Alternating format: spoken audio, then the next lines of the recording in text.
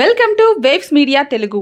నాదెండ్ల మండలం ఇర్లపాడులో జరుగుతున్న నీట్ పరీక్షల సందర్భంగా పోలీస్ శాఖ పకడ్బందీ భద్రతా ఏర్పాట్లు చేసింది. సిఐ సుబ్బనాయుడు ఆధ్వర్యంలో పరీక్షా కేంద్రాల వద్ద భారీ బందోబస్తు ఏర్పాటు చేసి విద్యార్థులకు ఎలాంటి అసౌకర్యం కలగకుండా ప్రశాంత వాతావరణం కల్పించారు. పరీక్షలు సజావుగా సాగేందుకు అధికారులు అన్ని ముందస్తు జాగ్రత్తలు తీసుకున్నారు.